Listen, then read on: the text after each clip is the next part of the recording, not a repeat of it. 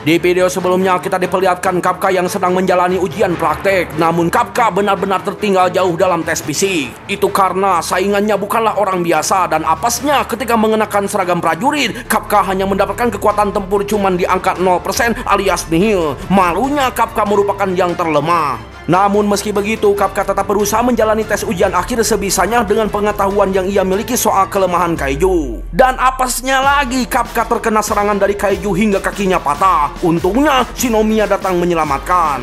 Lalu ketika Kapka disuruh untuk mundur alias harus didiskualifikasi, Kapka kembali bangkit, kembali berkobar hingga kekuatannya itu naik di angka 0,01%. Lantas, seperti apakah kisah selanjutnya? Mari kita langsung gaskan saja. Rau.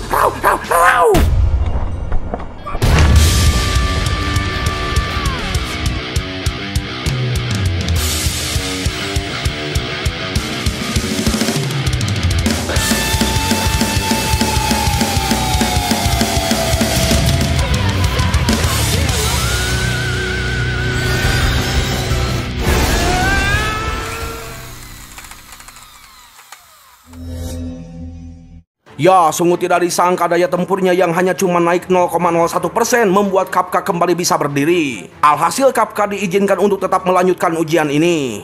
Nah, ketika Kapka menyuruh Ichikawa untuk pergi bertempur tanpa harus memperdulikannya, Ichikawa malah mengulurkan tangan ingin membantu Kapka berjalan. Jelas senenglah itu si Kapka karena punya rekan yang sangat baik hati. Tapi Ichikawa nampak malu ketika menggendong Kapka. Itu karena Kapka berteriak menyebutkan hal ini sebagai strategi gabungan. Sehingga Hoshina yang melihatnya pun gak kuat nahan ketawanya, bro.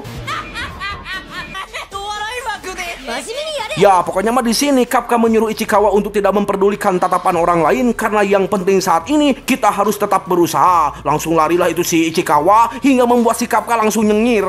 Sementara itu yang lainnya terus berusaha mengejar poin membunuh para Yoju dan seperti biasa Shinomiya datang merebut buruan dengan mudah.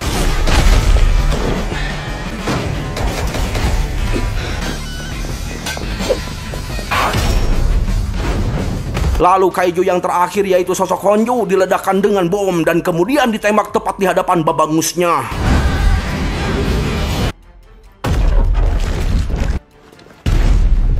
Ya, dengan begitu ujian ini telah selesai dan semua orang dibuat terkejut dengan keedanan Shinomiya. Tapi Kapka marah-marah karena Shinomiya tidak memberikan kesempatan baginya. Nah, karena ujian telah selesai, semua drone ditarik mundur dan para peserta ujian disuruh untuk kembali ke markas. Ya, di sini Hoshina dan Mina begitu kagum dengan kekuatan Shinomiya yang dimana ujian ini terasa terlalu cepat untuk selesai. Dan bagusnya semua peserta ujian telah lolos, tidak ada yang terkena diskualifikasi, nggak seperti tahun lalu gitu. Tapi semua itu berkat Shinomiya alias semua peserta telah digendong olehnya.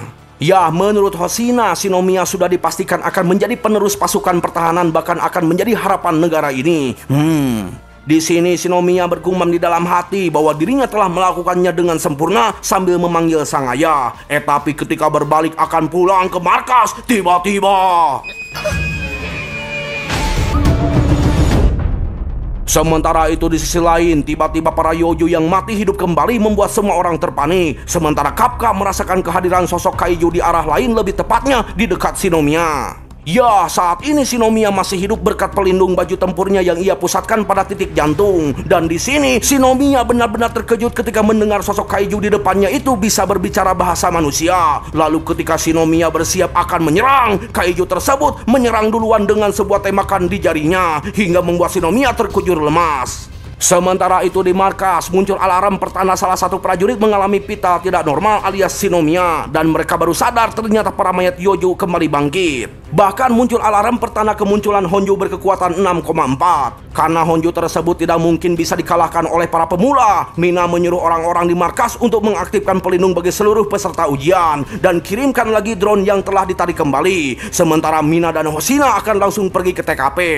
Ya, ternyata Honju yang dikalahkan Shinomiya kembali hidup dengan kekuatan yang lebih tinggi. Ya, meski dalam keadaan sekarat, Shinomiya yang memiliki ambisi tinggi untuk menyelamatkan orang-orang di sini kembali bangkit untuk melawan. Dan selintas Shinomiya teringat perkataan sang ayah untuk menjadi sempurna. Namun apa yang terjadi?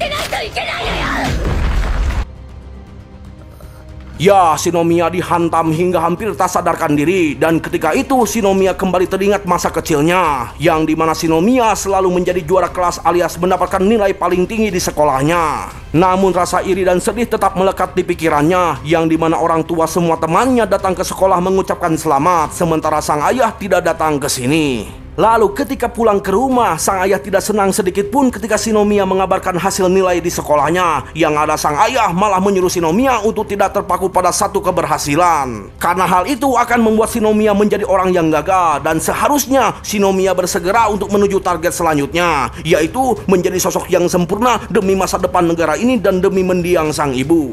Ya, hal itulah yang selalu terbesit di pikiran Shinomiya, sehingga meski dalam keadaan sekarat, Shinomiya kembali bangkit untuk menjadi sosok yang sempurna dan tidak terkalahkan. Namun sayang, tubuhnya sudah mencapai batas. Sementara itu Mina dan Hoshina masih dalam perjalanan menuju tempat Shinomiya, dan sepertinya mereka berdua takkan sempat menolong Shinomiya. Kembali pada Shinomiya yang begitu pasrah, tidak ada harapan lagi untuk hidup karena tubuhnya sudah tidak bisa bergerak, dan Honju di depannya itu sudah bersiap untuk melancarkan serangan yang sangat kuat. Dan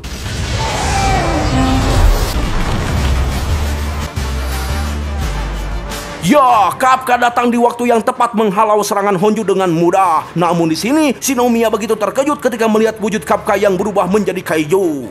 Sementara itu di sisi lain, para peserta ujian dipandu dengan sebuah pesuar untuk bergegas menuju lokasi evakuasi. Dan di sini Ichikawa sudah menyadari bahwa Kafka telah berubah wujud. Jelas Ichikawa sangat khawatir karena jika ketahuan pastinya Kafka akan menjadi target yang harus dibunuh oleh pasukan pertahanan. Kembali pada Kafka yang langsung bersujud memohon pada Shinomiya untuk tidak memberitahukan soal perubahannya pada pasukan pertahanan. Dan ketika Honju menyerang, langsung ditepis dengan mudah. Lalu karena nggak ada waktu untuk menjelaskan, Kafka mengeluarkan energi yang sangat besar untuk membunuh Honju. Akibatnya drone yang menuju ke arahnya mengalami gangguan sinyal alias tidak bisa mendapatkan gambaran kamera lokasi kejadian. Namun para peneliti di markas mendapatkan alarm kemunculan sosok kaiju dengan tingkat kekuatan sebesar 9,8. Jelas di sini Hoshina yang mendengar laporan tersebut langsung terkejut. Lantas bagaimana keadaan Kafka saat ini? Ya, saat ini Kafka mengeluarkan energi yang sangat besar lalu menghempaskan pukulan yang sangat edan.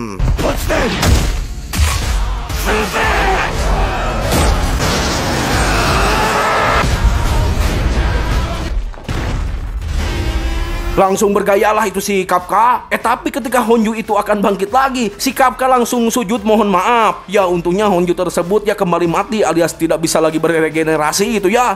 Ketika ada Yojo yang datang, langsung ditepak hingga hancur. Wanyir, OP banget nih. Ya, dengan penuh pul senyum, Kafka berkata, syukurlah kau baik-baik saja. Langsung terpelongok lah itu si Shinomiya. Sontaklah Kafka mengingatkan Shinomiya untuk berjaga keselamatan. Tapi tiba-tiba Ichikawa datang memarahi Kafka yang bertindak ceroboh. Lalu ketika mereka berdua sedang berdebat gitu ya, Shinomiya tiba-tiba jatuh pingsan. Shinomiya. Singkat cerita, Hoshina dan Mina sudah sampai di tempat lokasi kejadian. Dan di sini Hoshina begitu terheran dengan kehancuran sosok Honju yang begitu amburadul, mengingatkannya pada kejadian sebelumnya.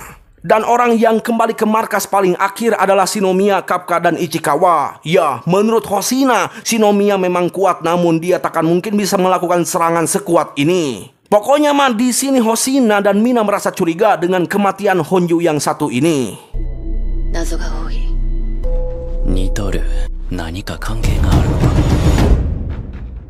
Singkat cerita, meski tanpa BPJS, kini Kafka dirawat di sebuah rumah sakit khusus pasukan. Tapi di sini Kafka malah iri dengan kabar Shinomiya yang dirawat di ruang spesialis gitu. Ya, di sini Ichikawa menjelaskan bahwa luka yang diderita Shinomiya sangatlah parah, sedangkan Kafka hanya patah tulang saja di bagian kaki, masih jauh dari posisi si Johnny gitu. Ya, di sini Kafka mengatakan bahwa dirinya memang lelah untuk mengejar mimpi karena setiap mimpinya selalu dilampaui oleh orang lain. Namun meski begitu, Kafka sudah nggak peduli dan akan tetap bersemangat. Dan ternyata kata-kata tersebut didengar oleh Mina di balik pintu. Lantas Mina langsung masuk memberikan hormat pada Ichikawa karena telah menyelamatkan Shinomiya. Namun di sini Mina langsung pergi begitu saja tanpa melirik dan menyapa sedikit pun kehadiran Kafka. Ya, di sini Kafka sadar bahwa saat ini masih belum waktunya untuk berbicara dengan Mina, dan Kafka akan menunggu sampai hari itu tiba. Di sisi lain kita diperlihatkan Shinomiya yang mendapatkan perawatan khusus. Lalu ketika tersadar, kebetulan Hoshina datang menjenguk. Ya, di sini Hoshina mengucapkan terima kasih karena berkat Shinomiya yang mengalahkan Honju, para peserta ujian berhasil selamat tanpa ada jatuhnya korban. Namun di sini Shinomiya terbengong harus jawab apa gitu karena sebenarnya yang mengalahkan Honju bukanlah dirinya. Lalu ketika teringat perkataan Kafka, dengan tegasnya Shinomiya mengaku bahwa dirinya lah yang telah mengalahkan Honju. Ya, meski begitu melihat ekspresi Shinomiya yang sebelumnya terlihat kebingungan membuat Hoshina semakin curiga. Sementara itu di sisi lain, lebih tepatnya di dalam WC SPBU, kita diperlihatkan Kaiju yang sebelumnya muncul di tempat ujian. Kita namai saja Acuy ya. Ya, di sini Acuy tidak menyangka Honju yang ia bangkitkan telah dikalahkan dengan mudah. Bahkan tidak ada korban yang mati satupun dari peserta ujian. Dan di sini Acuy begitu heran ketika mendengar berita kemunculan Kaiju nomor 8. Siapa nomor 8 itu? Begitulah kata si Acuy. Dan ternyata Acuy di sini telah menyamar menjadi manusia, bahkan menjadi pasukan pembersih pemula. はい、すぐ戻ります。たくもう心配すんだろうが。すんません、徳さん。おっと。Di kemudian hari, di ruangan kantor pasukan pembersih, Kafka begitu panik karena pastinya dirinya tidak akan lolos. Tapi tiba-tiba datang surat hasil ujian. Ya, sebelum membuka amplop, Kafka bergumam di dalam hati bahwa saat inilah waktunya bagi Kafka untuk mengejar impiannya, yaitu bertarung di samping Mina. Dan singkat cerita, di kemudian hari lagi, semua peserta ujian yang lulus berkumpul di sebuah aula. Dan sayangnya Kafka tidak ada di situ. Ya, semua orang sudah mengira bahwa Kafka tidak lolos. Dan di sini yang mendapatkan peringkat pertama yaitu Shinomiya. Jelas hal tersebut membuat yang lainnya semakin semangat tapi sedikit pesimis gitu ya, karena takkan mungkin bisa mencapai peringkat pertama melebihi Shinomiya. Namun Aoi dan Izumo akan bersaing mengincar peringkat 2. Sementara itu Ichikawa yang tak sengaja bertubrukan dengan Furuhashi akhirnya saling mengenal. Lalu tak lama kemudian acara penyambutan kelulusan ujian pun akan segera dimulai, yang dimana Mina naik ke atas panggung menyerahkan sertifikat penerimaan pada perwakilan pasukan yaitu Shinomiya. Ya, di sini Mina menjelaskan bahwa jumlah pasukan yang lulus sebanyak 27 orang akan menjalani sebagai petugas umum pasukan pertahanan. Lantas Shinomiya mengucapkan sumpah siap bertempur demi melindungi para warga. Namun ketika Mina mengucapkan terima kasih atas berkat Shinomiya yang telah menyelamatkan para peserta ujian, sontak Shinomiya langsung bergumam di dalam hati bahwa seharusnya yang mendapatkan ucapan terima kasih adalah Kafka. Dan di sini Shinomiya kecewa kenapa Kafka tidak berada di sini alias tidak lolos, padahal Kafka telah menyelamatkan semua orang. Dan Shinomiya begitu terhina karena dikhawatirkan oleh sosok Kafka. Ya, intinya Shinomiya di sini takkan membiarkan Kafka hilang begitu saja di hadapannya sebelum menjelaskan mengapa Kafka bisa menjadi kaiju. Tiba-tiba turunyung itu si Kafka. Ternyata Kafka telah lolos dan ia terlambat datang karena habis bergadang push rank. Nah, sebelum kita lanjut, kita diperlihatkan dulu rapat penerimaan kelulusan ujian. Ternyata Kafka sebenarnya banyak penolakan dari semua pihak. Itu karena Kafka benar-benar tidak memiliki potensi sebagai pasukan pertahanan. Bahkan Mina pun berpikiran yang sama. Waduh. Namun untungnya Hoshina menyarankan untuk meloloskan Kafka dengan alibi. Meski tidak memiliki prestasi, namun Kafka memiliki pengalaman mengenai organ vital kaiju sehingga bisa ikut berkontribusi membantu rekan-rekannya. Dan hal yang paling penting yaitu Kafka memiliki skill pelawak. Waduh. Ya, intinya di sini Kafka lolos bukan menjadi pasukan pertahanan umum, melainkan hanya sekedar menjadi kadet. Ya, meski hanya sekedar menjadi kadet gitu ya, Kafka sangat semangat dan akan berusaha agar bisa masuk pasukan pertahanan umum dalam waktu 3 bulan. Nah, di sini Mina sebagai kapten pasukan divisi ketiga mengumumkan bahwa kejadian sebelumnya mengenai kebangkitan Yoju yang sudah mati masih misteri. Dan untuk kedepannya Mina mengingatkan bahwa misi pembasmian akan semakin sulit, yang dimana pasti akan merenggut nyawa. Maka dari itu Mina berharap pada semua pasukan untuk mempercayakan nyawanya pada Mina. Dan Mina bersumpah akan berada di garis depan menjadi tombak dan perisai bagi kalian semua. Sontaklah Kafka keceplosan berteriak dengan keras-kerasnya gitu ya, bahwa dirinya akan segera berada di samping Mina. Jelas kagetlah semuanya karena Kafka menyebutkan nama sang kapten loh. Lantas karena Kafka bertindak tidak sopan pada atasan gitu ya, Kafka dihukum push up sebanyak 100 kali. Jelaslah di sini Hoshina tertawa terbahak-bahak gitu ya, karena Kafka selalu saja jadi pelawak di sini. Tapi Hoshina begitu terkejut ketika melihat Mina yang tersenyum. Ya, perlu kalian tahu, sebenarnya di setiap malam Mina selalu memikirkan Kafka. Lebih tepatnya soal janji di masa kecil, yaitu bertarung di samping Mina. Dan Mina sangat kecewa dengan Kafka karena Kafka mengingkari janjinya. Tapi saat ini Mina cukup senang melihat Kafka yang sedang berusaha, meski perjalanannya itu masihlah jauh, sangat teramat jauh bagi Mina. Nah, perlu kita ketahui juga sebenarnya alasan Hoshina menerima Kafka karena dirinya menaruh curiga pada sosok Kafka. Dan Hoshina ingin menyelidiki lebih jauh siapa Kafka sebenarnya. Karena pada waktu kejadian kebangkitan Yoju bertepatan dengan kemunculan energi kekuatan 9,8. Dan Kafka berada di tempat lokasi. Dan yang anehnya lagi, seragam Kaiju tidak beradaptasi dengan tubuh Kafka. 9.8 の反応、違和感の正体を突き止める。 Nah, ketika telah selesai push up, tiba-tiba Shinomiya ngajak Kafka untuk berbicara. Tapi malah disangka jatuh cinta. Langsung ditendang lah itu si Kafka. Waduh. Ya, singkat cerita di sebuah kafe, Shinomiya begitu terkejut ketika mendengar bahwa Kafka bisa jadi kaiju karena keselak kaiju. Memang sulit dipercaya sih. Namun faktanya Kafka memang bisa menjadi kaiju beneran. Nah, menurut Shinomiya ada kemungkinan jika Kafka ketahuan pasti akan dijadikan sebagai bahan penelitian. Nah, disinilah Shinomiya menjelaskan bahwa sebenarnya kaiju kuat yang diberi nama kode, contohnya kaiju nomor 1, telah dikalahkan dan tubuhnya itu dijadikan sebagai komponen senjata khusus. Jelas panik lah itu si Kafka. Tapi karena terlalu dekat langsung ditendang. Waduh, nasib si Kafka ini apes banget ya. Ya, intinya di sini Shinomiya akan merahasiakan soal ini sebagai balas budi. Tapi ingat, jika Kafka berniat mencelakai manusia, Shinomiya akan menjadi orang pertama yang akan membunuh Kafka. Sambil tersenyum, Kafka berkata bahwa ia akan mengandalkan Shinomiya.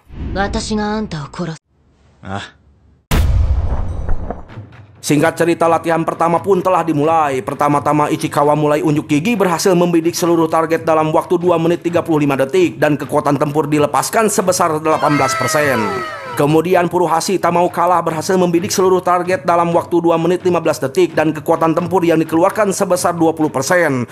Lebih tinggi sedikit dari Ichikawa. Nah, selanjutnya Shinomiya lagi-lagi mencetak rekor tertinggi membidik seluruh target dalam waktu 1 menit 16 detik. Dan kekuatan tempur yang dikeluarkan sebesar 55%.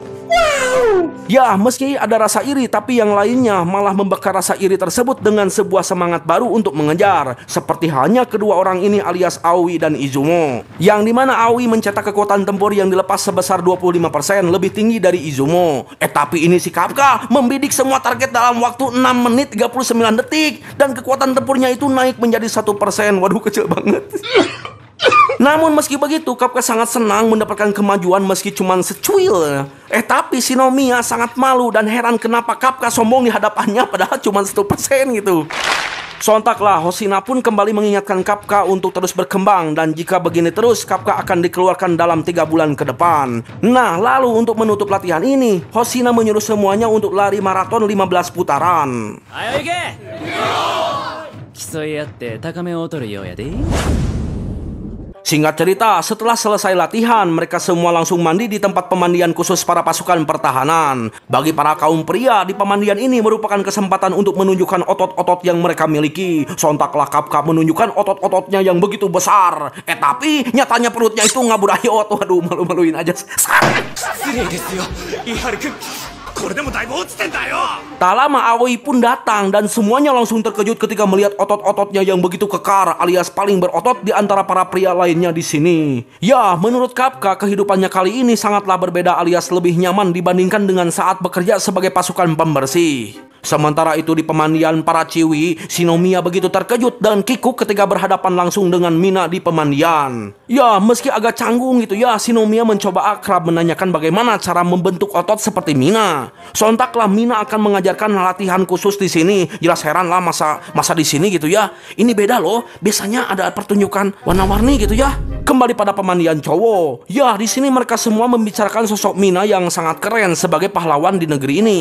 Dan Mina merupakan sosok yang menjadi pedoman bahkan alasan kenapa para pria di sini ingin menjadi pasukan pertahanan. Ya, intinya mereka semua ingin seperti Mina yang mereka kagumi. Jelas di sini Kafka yang mendengarnya begitu terkejut gitu ya. Ternyata teman semasa kecilnya kini sudah menjadi pahlawan yang keren dan menjadi pengaruh besar bagi sebagian banyak orang. Nah, lalu ketika ditanya apa tujuan Kafka menjadi pasukan pertahanan, semuanya langsung terkejut ketika mendengar bahwa Mina merupakan teman semasa kecil Kafka. Dan mereka semua yang ngefans sama si Mina pengen banget mendengar cerita tentang Mina lebih dalam.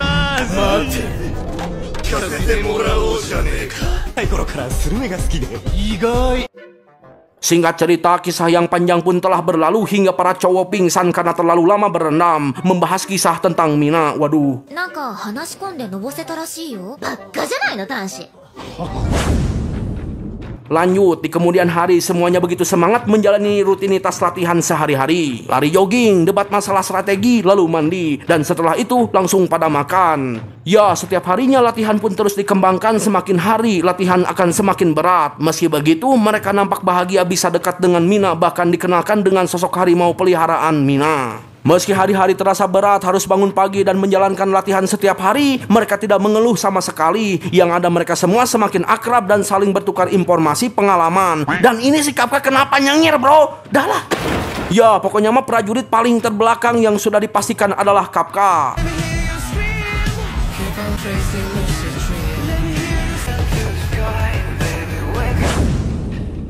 Lalu hingga pada suatu malam orang lain sudah pada tidur, sementara Kafka tetap belajar lebih giat dari yang lainnya. Ya, di sini Kafka sadar bahwa dirinya sangat terbelakang. Tapi meski begitu, Kafka ingin sedikit berusaha setidaknya bisa menjadi orang yang bisa ikut berkontribusi untuk rekan-rekannya alias tidak jadi beban.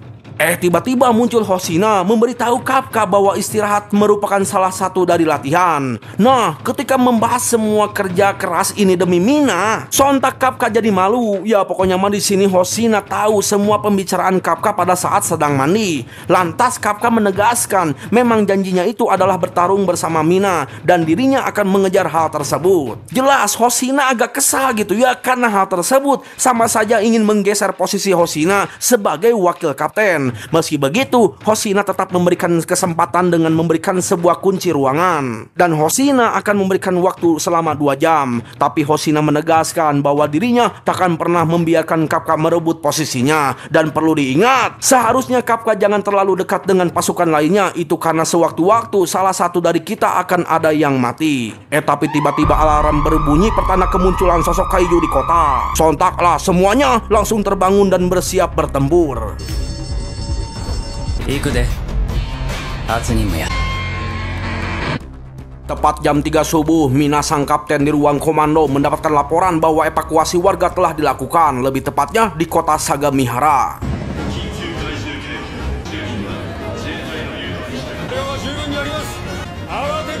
Sementara itu pasukan pertahanan anti kaiju alias tentara divisi FO telah diposisikan di area parkir Mall Leon. Nah, sosok Honju yang muncul ternyata berbentuk jamur raksasa bisa berjalan dan bisa berkembang biak melahirkan para Yoju dengan jumlah yang sangat banyak. Ya, disinilah Mina menyarankan lokasi pembasmian di kawasan Brapo dan Mina akan mengatasi Honju. Lebih tepatnya, Mina akan berada di kawasan Echo membidik Honju dengan senjata penembak jitu miliknya. Singkat cerita, para pasukan pemula dan senior dikirimkan menggunakan sebuah mobil. Terlihat para pasukan pemula begitu semangat ingin memberikan kesan di misi pertama ini. Sambil memandangi Kafka, Shinomiya bergumam di dalam hati bahwa dirinya tidak mau dikecewakan oleh Kafka yang merupakan seorang kaiju. Tapi ketika lagi serius-seriusnya gitu ya, seperti biasa si Kafka jadi bahan lawak, malah pengen muntah karena situasinya yang terlalu tegang.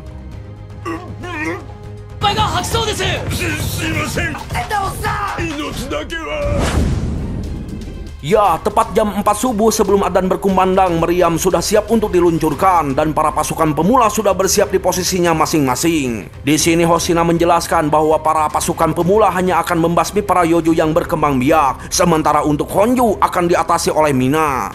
Hoshina juga menegaskan bahwa para senior akan berada di garda depan dan para junior akan berada di garis belakang alias sebagai benteng terakhir. Dan perlu diingat, sebagus apapun prestasi di dalam latihan, tidak akan menyelamatkan siapapun. Dengan kata lain, saat inilah waktunya bagi para junior untuk menunjukkan kemampuan di medan perang.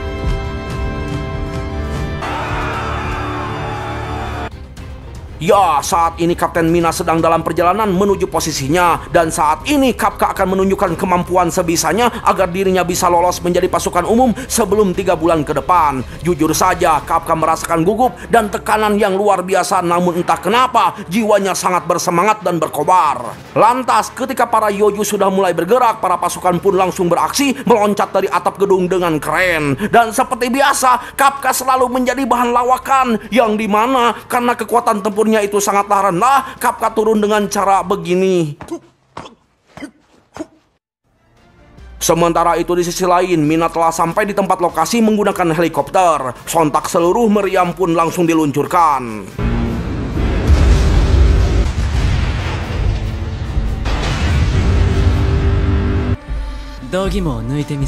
Ya, dengan penuh semangat Kapka merasa kali ini dirinya bisa tenang dan langsung maju ke depan, memancarkan energi 1% yang ia hejenkan.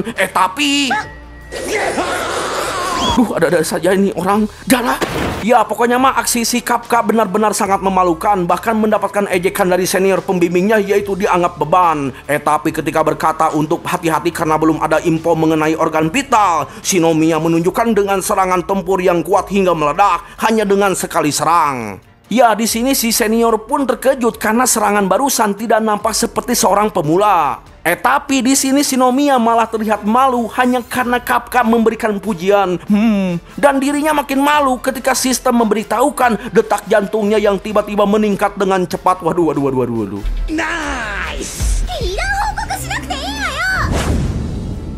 Ya, di kawasan lain para pasukan begitu kerepotan menggunakan strategi dan kerjasama hanya untuk membunuh 2 yojo. Tapi di sini Ichikawa menunjukkan kebolehannya membunuh 1 yojo seorang diri. Ya, ternyata di sini Ichikawa mulai sadar sistem atau sifat peluru yang ia pegang. Intinya, menurut Ichikawa, jika kita mengenal senjatanya pasti akan semakin mahir untuk membunuh yojo dengan mudah. Di kawasan lain lagi, para senior begitu terkejut melihat aksi pemula dari Aoi dan Izumo yang nampak seperti bukan seorang amatir.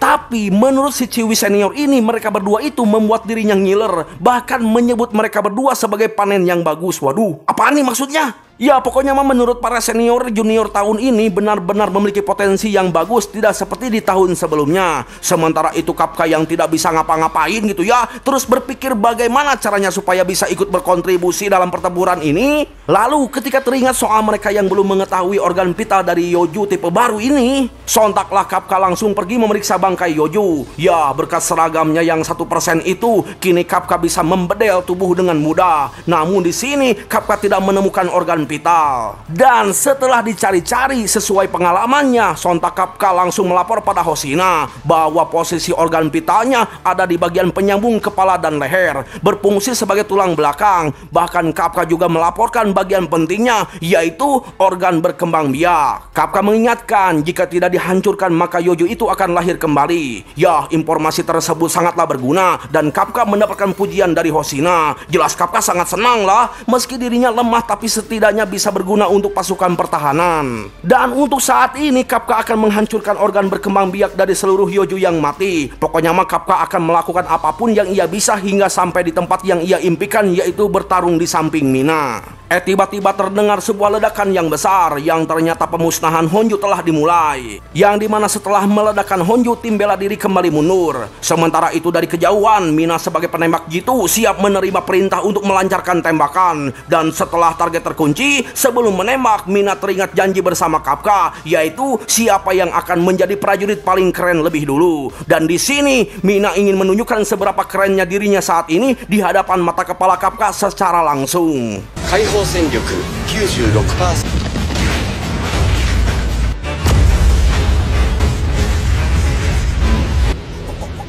Ya, kekuatan daya tempur yang mencapai 96% membuat Kapka terpelongok kagum. Lantas Mina kembali melakukan tembakan yang kedua.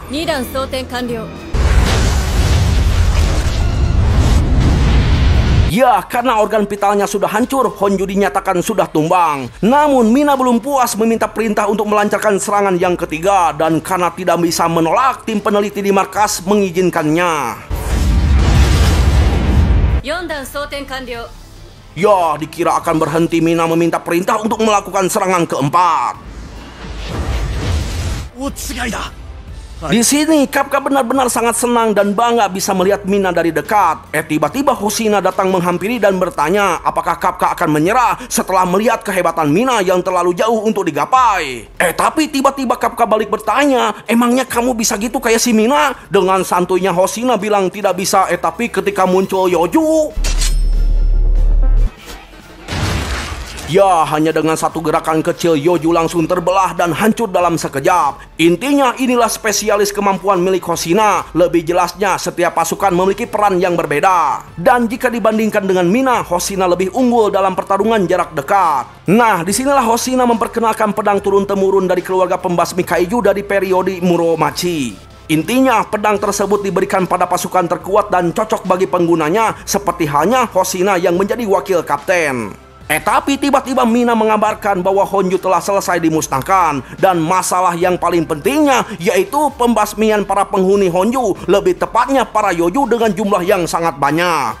Lantas Hoshina memberikan semangat, mari kita bantai semua Yoju, lalu kembali ke markas untuk sarapan makanan yang enak. Sontaklah semuanya langsung bersemangat, terutama para senior. Ya, mereka menyinir bahwa para junior masih terlalu awam, alias terlalu agresif menggunakan stamina di awal pertempuran, padahal acara utamanya adalah saat ini. Alhasil, kini giliran para senior untuk unjuk gigi. Seperti yang kita lihat, data stamina para junior benar-benar habis alias kelelahan dan ditarik mundur. Ya, menurut Hoshina, junior tahun ini benar-benar berpotensi besar, terutama Shinomiya, dan satu lagi yaitu Ichikawa. Intinya Hoshina beranggapan bahwa mereka berdua akan menyandang sebagai penerus pasukan pertahanan. Nah, di sini Furuhashi pun menyadari bahwa Ichikawa mengalami perkembangan yang pesat. Lantas karena ada kabar soal penyerangan di wilayah lain, mereka berdua yang masih memiliki stamina langsung bergegas pergi. Tapi mereka berdua tak sengaja bertemu dengan seorang pasukan pembersih yang seharusnya tidak berada di sini, dan kenyataannya dia itu adalah sosok kaiju. 解体屋の出番はまだ後だ。怪獣に詳しい人がいるのかな。増殖器官が破壊されてる。ニカ知ってます？ Wow, mantap banget nih anime. Serius, gue suka anime ini, bro. Bukan hanya dari segi grafisnya saja yang keren, tapi ceritanya juga loh. Mantap jiwa pokoknya mah. Tapi sayangnya di episode kali ini nanggung, bro. Gue tuh sengaja nunggu episode 6-nya dulu gitu ya, supaya enggak nanggung gitu. Tapi tetap saja nanggung, gimana ya. Pokoknya bikin greget nih anime, soalnya seru banget. Jadi bener-bener bikin nunggu gitu, karena penasaran, bro. Ya begitulah, intinya mah ya jadi wesi. Yang artinya halo para pemirsa yang budiman dan baik hati, jangan lupa subscribe dan like videonya ya, supaya Bang Ultranya makin semangat untuk membuat konten-konten terbarunya. Pokoknya mah setiap konten yang ditonton ambil baiknya, buang buruknya. Terima kasih telah menonton, sayonara, goodbye. Ingat jangan lupa bahagia ya pemirsa. Har, rau.